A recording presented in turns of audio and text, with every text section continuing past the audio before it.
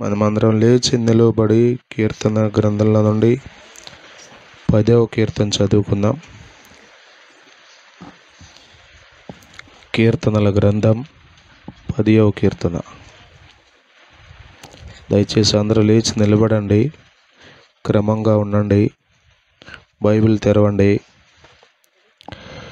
దేవుని వాక్యంలో నుండి 10వ కీర్తన చదువుకుందాం. జగదీష్ చదువుతాడు.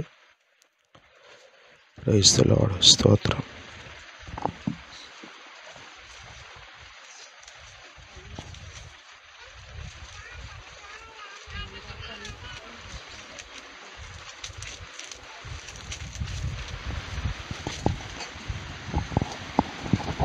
యెహోవా, నీవెందుకు దూరంగా నిలుచుచున్నావు? ఆపత్కాలములలో నువ్వెందుకు దాగి ఉన్నావు? దుష్టుడు గర్వించి దీనుని వడిగా తరుముచున్నాడు. వారు యోచించిన మోసక్రియలలో తామే చిక్కుకొందురుగాక. దుష్టులు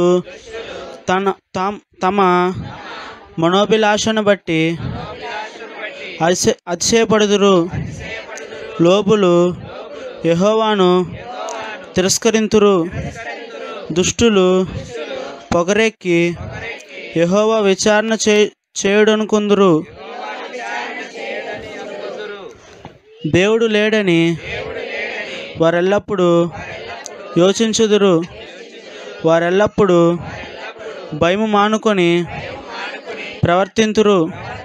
నీ న్యాయ విధులు ఉన్నతమైనవి, వారి దృష్టికి అందకుండును. వారు తమ శత్రువులందరినీ చూచి తిరస్కరింతురు. మేము కదల్చబడము, తరతరముల వరకు ఆపద చూడము అని వారు తమ హృదయములలో అనుకొందురు. వారి నోరు శాపముతోనూ కపటముతోనూ వంచనతోనూ నిండి ఉన్నది. వారి నాలుక క్రింద చేటును పాములను ఉన్నవి, పాపమును ఉన్నవి. తామున్న పల్లెల యందలి మాటు చోటులలో పొంచియుందురు. చాటైన స్థలములలో నిరపరాధులను చంపుదురు. వారి కన్నులు నిరాధారులను పట్టుకొనవలనని పొంచి చూచును. గృహలోని సింహము వలె వారు చాటైన స్థలములలో పొంచియుందురు. బాధపడు వారిని పట్టుకొని పొంచియుందురు. బాధపడు వారిని తమ వలలోనికి లాగి పట్టుకొందురు. కాగా నిరాధారులు నలిగి వంగుదురు. వారి బలాత్కారము వలన నిరాధారులు కూలుదురు. దేవుడు మరిచిపోయెను, ఆయన విముఖుడై ఎప్పుడును చూడకుండును అని వారు తమ హృదయములలో అనుకొందురు. యెహోవా, లెమ్ము, దేవా, బాధపడు వారిని మరువక నీ చెయ్యి ఎత్తుము. దుష్టులు దేవుని తృణీకరించుట మేలా? నీవు తృణీకరించుట ఎలా? నీవు విచారణ చేయవలనని వారు తమ హృదయములలో అనుకొనుట ఎలా? నీవు దేనిని చూచి ఉన్నావు కదా? వారికి ప్రతీకారం చేయుటకై నీవు చేటును పగను కనిపెట్టుచున్నావు. నిరాధారులు తమ్మును నీకు అప్పగించుకొందురు. తండ్రి లేని వారిని నీవే సహాయుడవై ఉన్నావు. దుష్టుల భుజమును విరగొట్టుము. చెడ్డవారి దుష్టత్వము ఏమీయు కనబడకపో వరకు దాన్ని గూర్చి విచారణ చేయము. యెహోవా నిరంతరము రాజయ్యున్నాడు. ఆయన దేశంలో నుండి అన్యజనులను నశించిపోయిరి. యెహోవా లోకులు ఇంకను భయకారకులు కాకుండానట్లు బాధపడు వారి కోరికను నువ్వు విని ఉన్నావు. తండ్రి లేని వారికి నలిగిన వారికి న్యాయము తీర్చుటకై నీవు వారి హృదయము స్థిరపరిచితివి, చెవియొగ్గి ఆలకించితివి. చదవబడిన కీర్తన ప్రభు మనందరి వెనుకడిలో ఆశీర్వదించింది గాక. ఆమేన్. దయచేసి కూర్చోండి. కొంచెం క్రమంగా కూర్చోండి.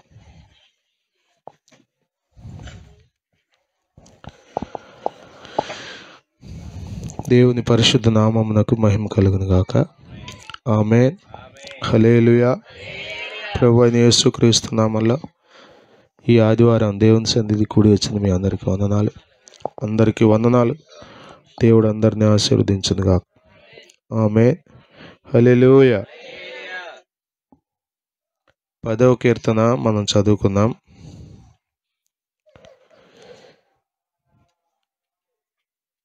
దేశంలో సమాజంలో దుర్మార్గత వర్ధిల్లుతున్నటువంటి కాలంలో ఈ కీర్తన రాసి ఉండొచ్చు. భక్తుడు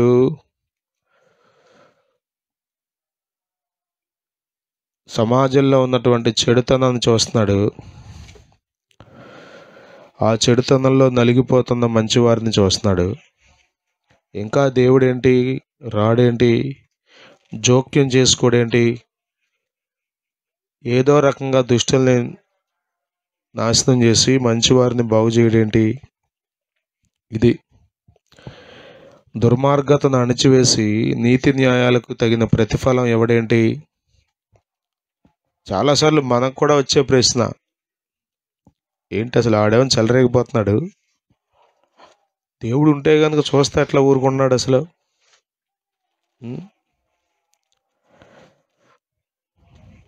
దేవుడు ఎందుకు దూరంగా ఉన్నాడు, దేవుడు ఎందుకు మౌనంగా ఉన్నాడు, దేవుడు ఎందుకు దుర్మార్గులందరినీ నాశనం చేయట్లేదు కదా. మనలో చాలా మంది కోరిక ఆడు కాలో చెయ్యి ఎరిచేస్తే మిగతా వాళ్ళకన్నా భయం వస్తుంది కాదు. యేసు రక్తమే. హబక్కు గ్రంథం చదవండి. ఇదే ప్రార్థన చేస్తాడు హబక్కుకు. 1వ అధ్యాయం, హబక్కుకు గ్రంథం 1వ అధ్యాయం 2, 3, 4 వచనాలు చూడండి. యెహోవా నేను మొర్ర పెట్టినను నీవు ఎన్నాళ్ళు ఆలకింపకుందువు, బలాత్కారము జరుగుచున్నదని నేను నీకు మొర్ర పెట్టినను నీవు లక్ష్యింపకయున్నావు.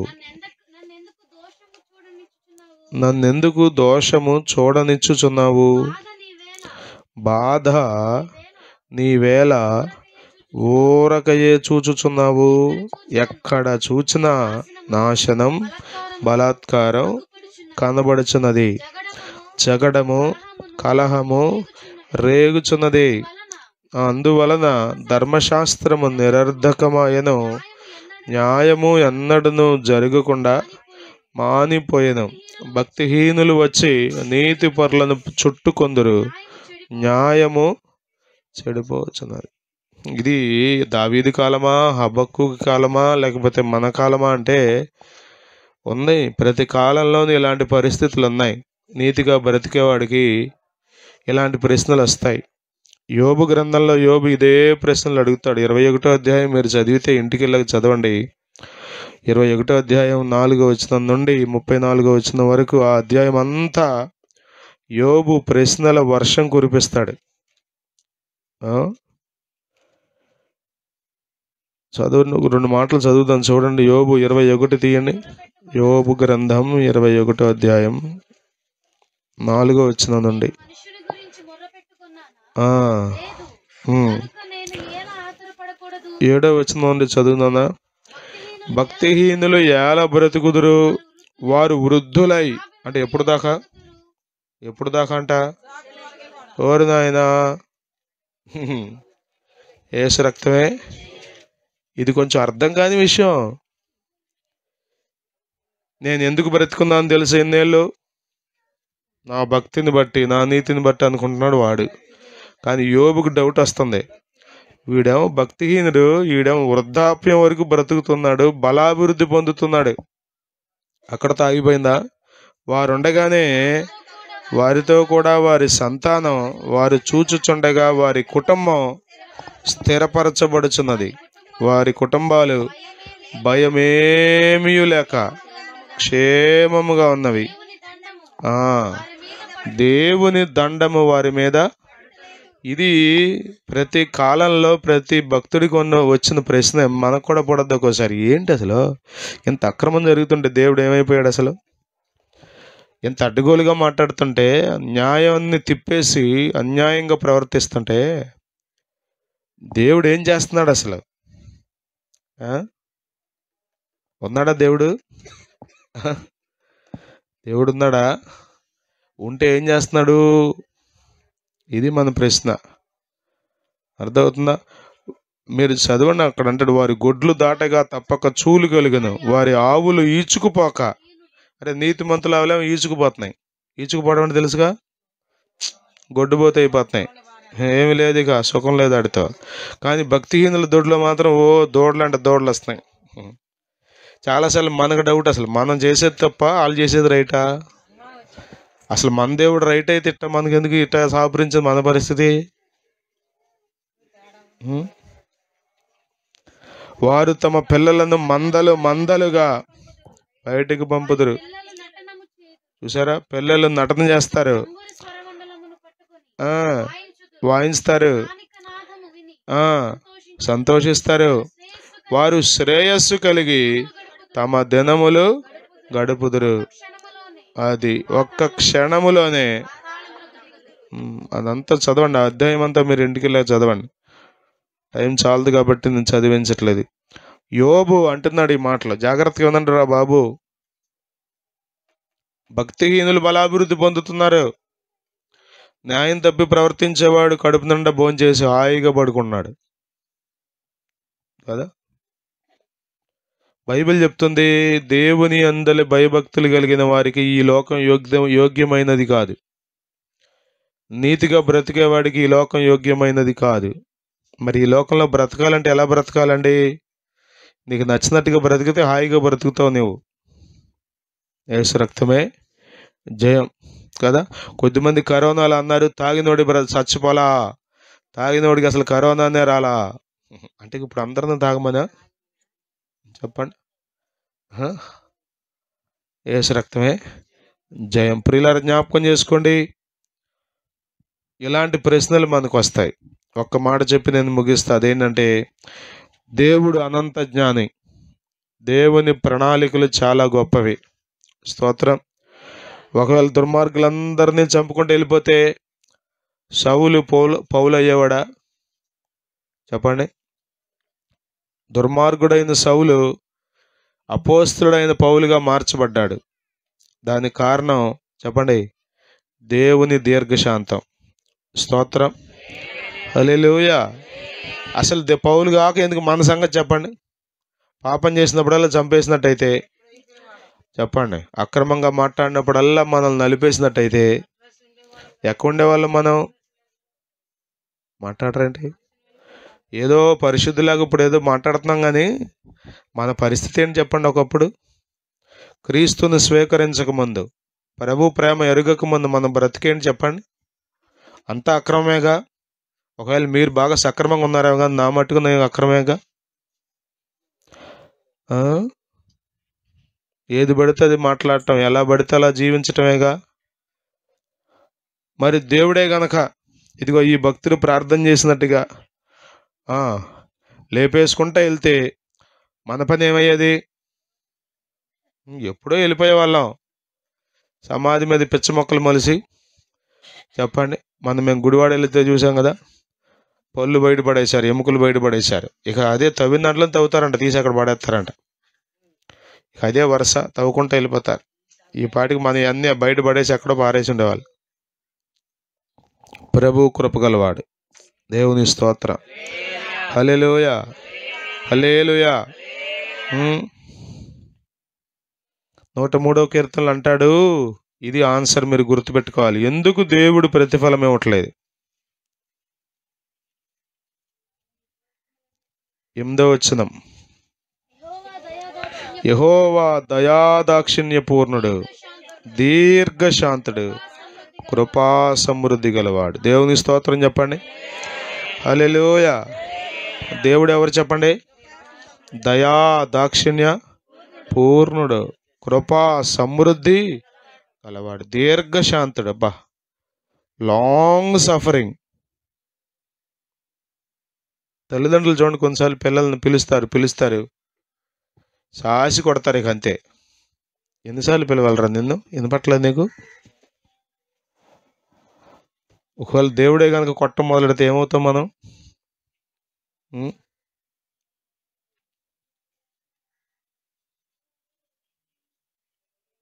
ప్రభు మన పాపాలను బట్టి ప్రత్యుపకారం చేయట్లా, ప్రతిఫలం ఇవ్వట్లా, ప్రతీకారం తీర్చట్లా. దేవుని స్తోత్రం. హల్లెలూయా. 2వ పేతురు పత్రిక 3వ అధ్యాయంలో కూడా చదువుతాం కదా ఈ మాట. ఎందుకు ఆయన మౌనంగా ఉన్నాడు? ఎందుకు ఆయన సహిస్తున్నాడు? ఎందుకు ఆయన 9వ వచనం, కొందరు ఆలస్యమని ఎంచుకున్నట్లు ప్రభు తన వాగ్దానమును గూర్చి, వచ్చాయి ప్రభా వచ్చాయి, కొద్దిమంది చెప్తాగా మా మాస్టర్, కమాన్ యేసయ్య కమాన్ వచ్చాయి అన్నాడు. అరే నాయన, అరే బాగున్నప్పుడల్లా వచ్చేయమంటే, కోడలు తిట్టినప్పుడల్లా వచ్చేయమంటే కుదురుద్దా? చికెన్ కూర ఉంది ప్రభు బాగా అంటావేంటి మళ్ళా 2వ రోజు. ప్రభువు నమ్మదగినవాడు. దేవుని స్తోత్రం. ఆ పాటలో ఉంటుంది కదా, ప్రభువు నీతిపరుడు, అధిక దీర్ఘ శాంతప స్వరూపి అయిన దీర్ఘ శాంతపరుడు, అత్యధిక ప్రేమ స్వరూపి అయిన దీర్ఘ శాంతపరుడు, నిత్యము తోడు ఆ కృపోన్నతుడు, నీపై నెప్పుడు కోపముంచాడు, ఆ కారణము చే దేవ సంస్తుతి చేయవే మనసా, శ్రీమంతుడగు యెహోవ సంస్తుతి చేయవే మనసా. హల్లెలూయా, హల్లెలూయా. దుర్మార్గుడు దుర్మార్గతలోనే చచ్చిపోవటంలో ఆనందించే దేవుడు కాదు ఆయన. వాడికి ఇవ్వగలిగినంత అవకాశం అంతా దేవుడు ఇస్తాడు. అర్థమవుతుందా? ఆదికాండం 15వ అధ్యాయంలో అంటాడు, చదవండి ఒక మాట. ఆదికాండం 15వ అధ్యాయం 16వ వచనం,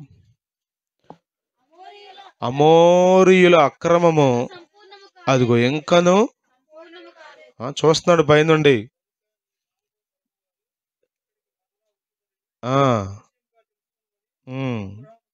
అది అమోరీయుల అక్రమం ఇంకను సంపూర్ణం కాల.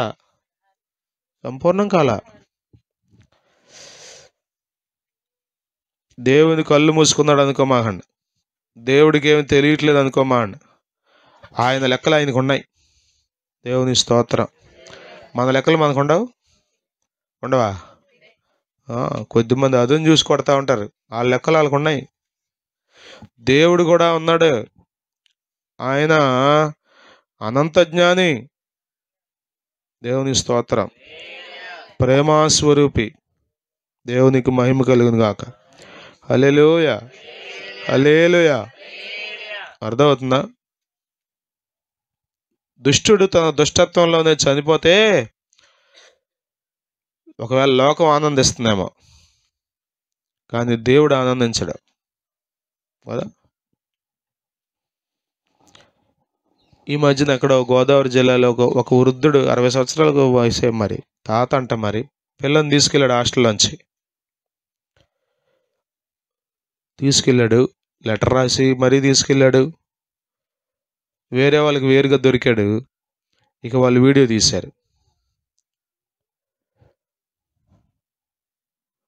పోలీసులు పట్టుకున్నారు. అతన్ని జైలుకి తీసుకెళ్తా ఉండగా మరి అతను ఆగాడు అంటారు. మరి ఎందుకో బహిర్భూమికి వెళ్ళడానికి ఆగాడు అన్నారు. చెరులో పడి చచ్చిపోయాడు అన్నారు. కొద్దిమంది అంటారు చెరులో కావాలని చంపేశారంటారు. సరే, ఏదో రంగం చనిపోయాడు. ఏమనుకుంటారు ఇప్పుడు మిగతా వాళ్ళందరూ? ఇట్ట జరగాలనుకుంటారు. వాడు ఎంత దుర్మార్గంగా ప్రవర్తిస్తే వాడికి తగిన శాస్తి జరిగింది అనుకుంటాం మనం.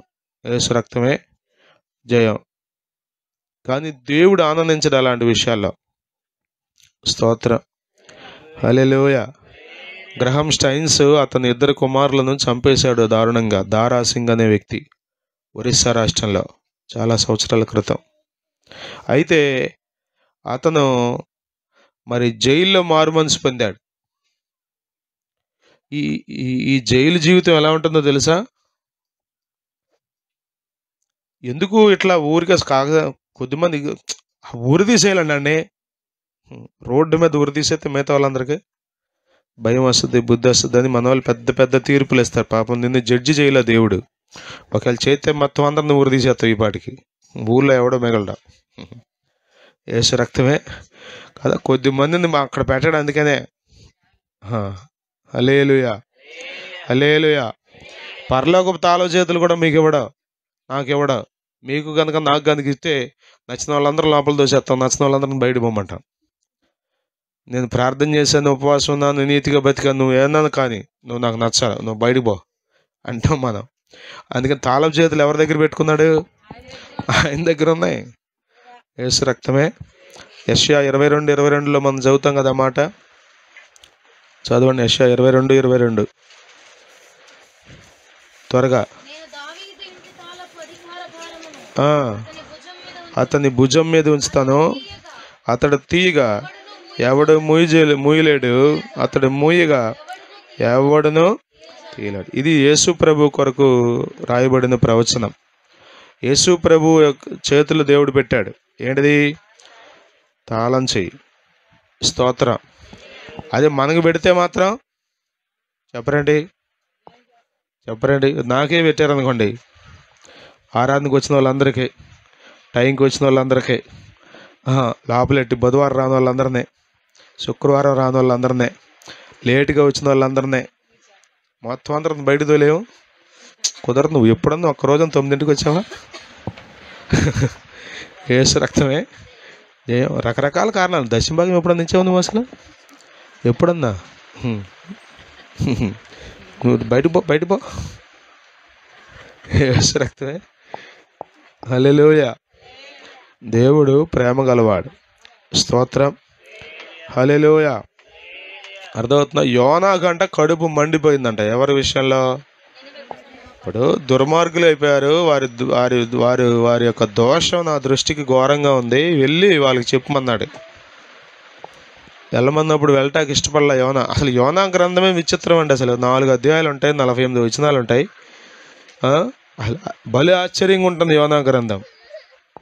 ఎన్ని ట్విస్ట్లో, అవి ఎన్ని మలుపులో. అడ్డం తిరిగి తర్షీషు వాడెక్కాడు యోనా. తుఫాను రప్పించి, తిమింగలాన్ని రప్పించి మొత్తానికి బయటపడేశాడు. ఎక్కడవా? నినేవే పట్టణపు ఒడ్డును పడేశాడు. ఇష్టపూర్వకంగానో బలవంతంగానో మొత్తానికి అక్కడికి వచ్చాడు. ఒక్క రోజులో చెప్పాడంట, చచ్చిపోబోతున్నారు జాగ్రత్త అని. దేవుని ఉగ్రత మీ మీదకి రాబోతుంది జాగ్రత్త అని. ఏం చేశారు వాళ్ళు? పశువులు మొదలుకొని అందరూ, రాజుల వరకు అందరూ కూర్చుని పశ్చాత్తాపడి ప్రార్థన చేశారు. ఏం చేశాడు దేవుడు? పంపుతానన్న కీడు పంపక వారి అందరినీ క్షేమంగా ఉంచాడు. వచ్చేసింది యోనా కోపం. అదిగో నాకు తెలుసు నీ సంగతే, నువ్వు చంపుతానంటావు చంపవు, వచ్చేసిందంటావు రానివ్వవు. అది బాధ. ఇప్పుడు ఈయనకి ఏంటి సంతోషం? యోనాకేంటి సంతోషం చెప్పండి? వచ్చేస్తే సంతోషపడేవాడు. యోనా ఆ నినేవే పట్టణం మొత్తం తగలబడిపోయింది అనుకోండి, చెప్పండి, ఇంటిలో బాది, లేకపోతే ఊరే, పట్టణమే 120,000 మంది ఒకే రోజులో మొత్తం కొట్టుకుపోయారు అనుకోండి, కృతజ్ఞత కూటం పెట్టేవాడు అక్కడ. వాళ్ళు కొట్టుకుపోతే నువ్వు కృతజ్ఞత కూటం ఏంటంటే మానవ బుద్ధి అది. చెప్పండి, మనం కూడా అంతే. కొంచెం అక్రమం చేసినాడు ఎవడైనా కనబడితే వాడు ఎందుకట్ట బతుకుతున్నాడు, వాడు ఎందుకట్ట తిరుగుతున్నాడు, వాడు ఎందుకట్ట చెలరేగిపోతున్నాడు, ఎందుకు అసలు దేవుడు ఊరుకున్నాడేంటి అని ఏదేదో లాజిక్లు లాగుతాం. యేసు రక్తమే జయం.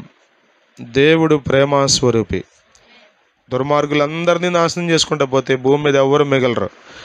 ఏదో ఒక వయసులో, ఏదో ఒక సమయంలో, ఏదో ఒక పరిస్థితిలో, ఏదో ఒక విషయంలో మనం తప్పు చేసిన వాళ్ళమే. ఈవెన్ రక్షించబడినప్పటికీ, ప్రభు మందిరానికి వస్తున్నప్పటికీ ఇంకా ఏదో ఒక లోపం మనలో ఉంది. అట్లా లోపాలన్నీ చూసుకుంటూ వెళ్ళిపోతే, లోపాలను బట్టి చెప్పండి, కట్ చేసుకుంటూ వెళ్ళిపోతే భూమి మీద ఎవరో మిగలరు. నీ దృష్టికి నువ్వు నీతిమంతుడు, నీ దృష్టికి నువ్వు మంచోడు, కానీ మిగతా వాళ్ళ దృష్టికి తెలుసు కానీ ఈ సంగతి ఏంటో. యేసు రక్తమే జయం.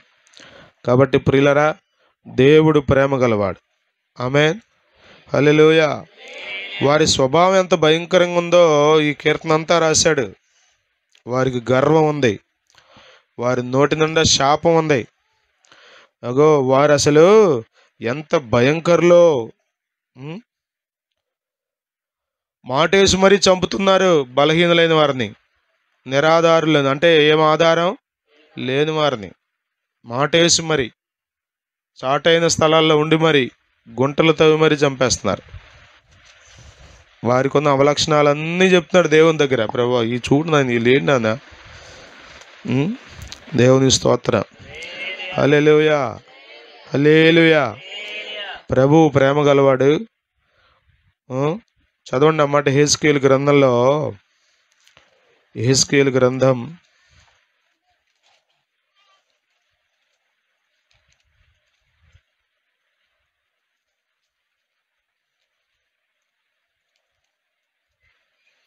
18వ అధ్యాయం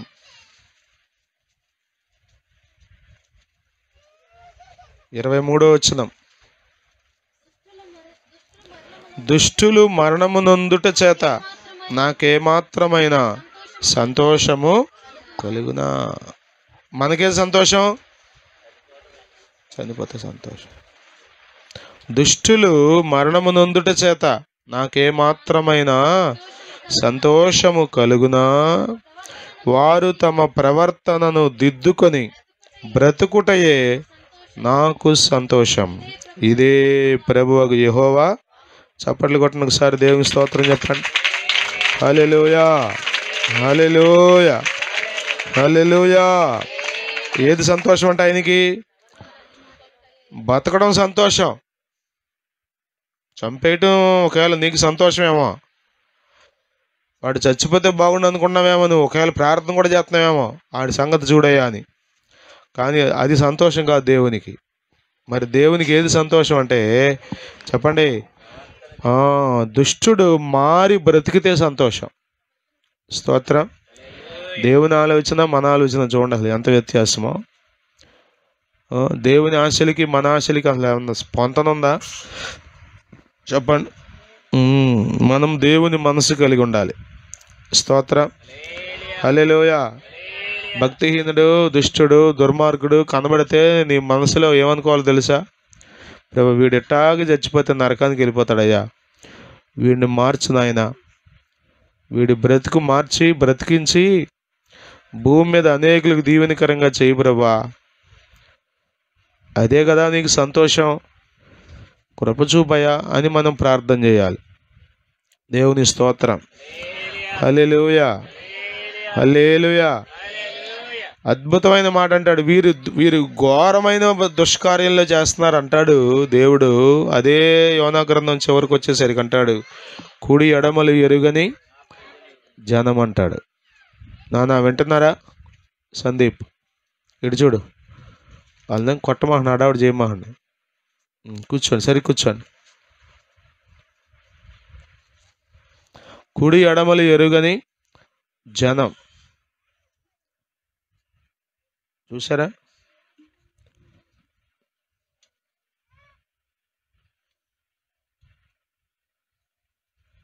దుర్మార్గంగా ప్రవర్తించిన కొడుకు మరణశిక్ష వేస్తే తల్లి ఏమంటుంది? చచ్చిపోతే మంచిదేలే అంటుందా?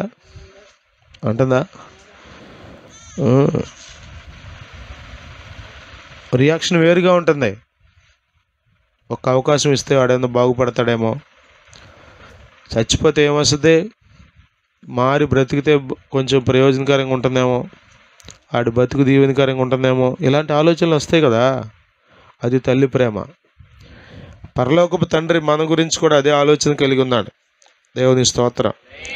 హల్లెలూయా, హల్లెలూయా. కాబట్టి పరిస్థితులను చూసి మనం పెద్ద పెద్ద డైలాగులు ఏమి దేవుని దగ్గర మాట్లాడే అవసరంలా. దేవుడు ఎప్పుడు ఏం చేయాలో అన్నీ ఎరిగినవాడు. స్తోత్రం. ఎవరిని ఎప్పుడు ఎక్కడ ఎలా పట్టుకోవాలో, ఎలా నశింపజేయాలో అన్నీ ఆయనకి తెలుసు. అయ్యా గురుగులు పెరిగిపోయింది, మేము వెళ్ళి పీకేస్తాం అంటున్నారు శిష్యులు. గోధుమల పంటలో గురుగులు పెరిగిపోయినాయి, మేము వెళ్ళి పీకేస్తాం. ఏమన్నాడు ప్రభు? కోతకాలం దాకా ఉండని. ఒకవేళ ఈ గురుగులను పీకే క్రమంలో ఎక్కడైనా గోధుమ మొక్కని పీకేస్తామేమో. కాబట్టి కంగారు పడమాకండి, కోతకాలం వస్తుంది. అప్పుడు దేవుడు ఏం చేస్తాడు? గొర్రెలు మేకలు ఎలా వేరు చేస్తాడో గోధుమలు గురుగులను కూడా ఆయన వేరు చేస్తాడు. స్తోత్రం. హల్లెలూయా, హల్లెలూయా, హల్లెలూయా. అందుకే బైబిల్ చెప్తుంది ప్రకటన గ్రంథంలో, ఏది చేసేవాడిని అది చేయని. ప్రకటన గ్రంథం 22వ అధ్యాయం చదవండి అన్నమాట. ఇదిగో నేను త్వరగా వచ్చుచున్నాను. 10వ వచనమా? 12 కాదమ్మా, ఇంకా పైన చదవాలి మీరు. 10 అన్యాయము చేయువాడు ఇంకను అన్యాయమే చేయనిమ్మో, అపవిత్రుడైన వాడు ఇంకను అపవిత్రుడుగానే ఉండనిమ్మో, నీతిమంతుడు ఇంకనూ నీతిమంతుడుగానే. ఇప్పుడు దుర్మార్గం చేసేవాడు ఏం చేస్తాడు? కృప దొరికితే మారతాడు, లేకపోతే ఇంకా రెచ్చిపోతాడు. యేసు రక్తమే జయం. హల్లెలూయా, హల్లెలూయా, హల్లెలూయా. ఇంకా రెచ్చిపోతాడు. అర్థమవుతుంది మీకు? ఇక అలవాటు పడే ప్రయాణం ఆగుద్దా? అందుకే అన్నాడు, ఆడిని చేయని. అర్థం. ఎవడి నడత వాడు నడవని, కానీ ఎవడికి ఇవ్వాల్సింది వాడికి ఇస్తాక నేను వస్తున్నా. దేవుని స్తోత్రం. ఇదిగో నేను త్వరగా వచ్చుచున్నాను. వాని క్రియ చొప్పున అది ప్రతి వానికి ఇచ్చుటకు, ఎవరికి ఇవ్వాల్సిన జీతం ఆయన వాళ్ళకి ఇస్తాడు. కాబట్టి మనమేం కంగారు పడిపోవసలా, చింత పడిపోవసలా. దేవుడు ఉన్నాడా? నిద్రపోతున్నాడా? అసలు చూస్తున్నాడా? కళ్ళు పనిచేస్తున్నాయా? ఎన్ని మాటలు అంటే ఆయన ఏం చేస్తున్నాడు? చెవులు మూసుకున్నాడా? పెద్ద పెద్ద డైలాగులు ఏమనమాకండి, ఎక్కువ మాట్లాడుకోమాకండి. ఆయన సింహాసనం మంది ఆసీనుడై ఉన్నాడు, అన్నిటిని ఆయన ఎరిగి ఉన్నాడు. అమోనీయుల అక్రమం సంపూర్ణం కాలేదన్నాడు. చూసారా? అది మన భాషలో పాపం పండిందంటారు. చూసారా? అది పాపం పండేదాకా చూస్తాడు. ఈలోపు మారావా, కృప దొరికిందా, సంతోషం. అది దేవునికి ఆనందం, పరలోకానికి ఆనందం. ఒక్క పాపి మారితే పరలోకమంతా సంతోషిస్తుంది. దేవునికి స్తోత్రం కలుగునుగా. హల్లెలూయా, హల్లెలూయా. కాబట్టి ఈ కీర్తనలో మొదటి వచనంలో మనం నేర్చుకోవాల్సినది, యెహోవా నీవెందుకు దూరంగా నిలుచున్నావు? దాగున్నాడు దేవుడు. అంటే ఇతడు అనుకున్నాడు, ఆ బాధను బట్టి, ఆ కష్టాన్ని బట్టి, వాడేమో చెలరిగిపోతున్నాడు, ఈయనేమో దక్కునెక్కి దాక్కోవాల్సి వస్తుంది. ఏంటి ప్రభా నువ్వేంటి దాక్కున్నావేంటి అసలు? ఏంటి బయటికి రావేంటి అసలు? నువ్వు దూరంగా ఉంటావేంటి? నా దగ్గరికి రావేంటి? దూరంగా ఉన్నాడు దేవుడు. దేవుడు సమీపంగా ఉండే దేవుడు. మొరపెట్టిన వారికి అందరికీ సమీపంగా వచ్చి వారి మొరను ఆలకించే దేవుడు. దేవుని స్తోత్రం కలుగును గాక. హల్లెలూయా, హల్లెలూయా. సమాజంలో జరుగుతున్న మార్పులను బట్టి దేవుని గురించి మీరు ఎక్కడ పొరపాటు ఆలోచన చేయకండి. దేవుడు గొప్పవాడు, దేవుడు మంచివాడు, దేవుడు న్యాయవంతుడు, దేవుడు ప్రేమామయుడు, దేవుడు దీర్ఘశాంతుడు, దేవుడు కృపా సమృద్ధి గలవాడు, దేవుడు దయాదాక్షిణ్యపూర్ణుడు, దేవుడు నిత్యము కోపపడేవాడు కాడు. దేవుని స్తోత్రం కలుగునుగా. హల్లెలూయా, హల్లెలూయా. విశ్వాసంతో అడుగులు ముందుకేద్దాం. పరిస్థితులు ఎలా మారుతున్నా అర్థమవుతుందా? అక్రమంగా మాట్లాడేవాడి భూమి పండొచ్చు, అక్రమంగా మాట్లాడేవాడి పశువులు ఎక్కువ పెరగచ్చు, అక్రమంగా జీవించేవాడి యొక్క ధనం పెరగచ్చు. ఇంకా మాట్లాడితే అక్రమంగా మాట్లాడేవాడు ఇందాడు యోబు అన్నట్టుగా వృద్ధాప్యం వరకు, అబ్బో ఏం అసలు అరుగుదల గట్టిగా ఉందండి. 90 వచ్చిన పెద్ద ఇబ్బంది ఏం లేదు, ఏదేదో కానీ వచ్చేస్తా కొట్టేస్తా అంట. కంగారేం పడవసలే. మనం యేసు రక్తమే జయం. మన లెక్కేంటో తెలుసా? అర్ధంతరంగా చనిపోతే ఏదో చేశాడని. దీర్ఘాయుషుతో బ్రతికితే అసలు మనం ఎట్లా అంటారా ఎస్టిమేషన్ వేస్తాం చెప్పండి? మనకి ఏం తెలుసు అసలు? మనకేం తెలుసు? దేవుడు సింహాసనం మీద ఉన్నాడు, అన్నిటిని ఆయన చూస్తున్నాడు. దేవుని స్తోత్రం, హల్లెలూయా. ప్రభువు మీద విశ్వాసం ఉంచుదాం, నీతిగా జీవిద్దాం, వాక్యపు మార్గాల్లో నడుద్దాం, సొంత మార్గాలు పక్కన పెడదాం, సొంత ఆలోచనలు పక్కన పెడదాం. రకరకాలుగా చెప్తుంటారు వచ్చి మనుషులు. దేవుని స్తోత్రం. వాడు అట్లా ఊరంతా పాడు చేస్తుంటే దేవుడు ఏం చేస్తున్నాడు? ఇదిగో ఫలానా మనిషి కుటుంబాలన్నీ పాడు చేస్తుంటే ఏం చేస్తున్నాడు దేవుడు? అన్నీ చూస్తున్నాడు. మారద్దని అవకాశం ఇస్తున్నాడు. రెండో పక్కన పాపం పండుద్దని కూడా చూస్తున్నాడు. పాపం పండగ ముందే మారిందనుకోండి, కృప దొరుకుతుంది. దేవుని స్తోత్రం, హల్లెలూయా. అదే మళ్ళాంటి వాళ్ళకైతే ఇట్లాంటి మనిషిని అసలు ఎట్టి పరిస్థితుల్లో పరలోకి రానేమో. అసలు ఎన్ని కుటుంబాలు కూల్చింది? ఆల్రెడీ 5గురిని కూల్చింది, మళ్ళీ ఇంకొకటి పెట్టింది. అది సమరయ స్త్రీ గురించి పడతాం మనం. కానీ సమరయ స్త్రీకి దేవుడు అవకాశం ఇచ్చాడు. స్తోత్రం. ఒక్కసారి మాట్లాడాడు దేవుడు, అంతే ఆమె మనసు మారింది. చెప్పండి, మారడం మాత్రమే కాదు, యేసయ్య మాటలు పట్టుకుని ఊరంతా మార్చింది. స్తోత్రం. అలాంటి మార్పును దేవుడు ఆశిస్తున్నాడు. చంపేయటాన్ని దేవుడు కోరుకోట్లా, మారాలి. స్తోత్రం, హల్లెలూయా, హల్లెలూయా. మనిషిలో మంచి మార్పు కలగాలని దేవుడు ఇంకా ఓర్చుకుంటున్నాడు. అంతే తప్ప ఆయన ఏమి మౌనంగా ఏమి లేడు, అన్నీ ఆయన చూస్తున్నాడు. దేవుని స్తోత్రం, హల్లెలూయా. దేవుని గురించి అన్నడు మనసులో కూడా, మాటలో కూడా, తలంపుల్లో కూడా పొరపాటుగా ఆలోచించడానికి ధైర్యం చేయకండి. దేవుడు మంచివాడు. స్తోత్రం, హల్లెలూయా, హల్లెలూయా. దేవుడే కనుకుంటే ప్రవీణ్ పగడాల గారు అట్ట చచ్చిపోయాడు. దేవుడే కనుకుంటే ఫలానా పాస్టమ్ గారు అట్ట చచ్చిపోయింది. నేను చెప్పాక ఆగమన ప్రకాష్ గారని కామారెడ్డి జిల్లా తెలంగాణలో భార్య 5 సంవత్సరాలైంది పెళ్ళయి, 3 సంవత్సరాలు బాబు, 6 నెలలు 5 నెలలు పాప. పుట్టింటి దగ్గర ఉన్నామే, డెలివరీకి వెళ్ళి తండ్రి మరి కూతుర్ని మనవడిని మనవరాలని ఎక్కించుకుని తీసుకెళ్తున్నాడు ఆశా వర్కర్ దగ్గరికి టీకా వేయించుకురాటాకి. టిప్పరోడు వచ్చి కొట్టాడు, మొత్తం 4 చచ్చిపోయారు. 4 చచ్చిపోయారు.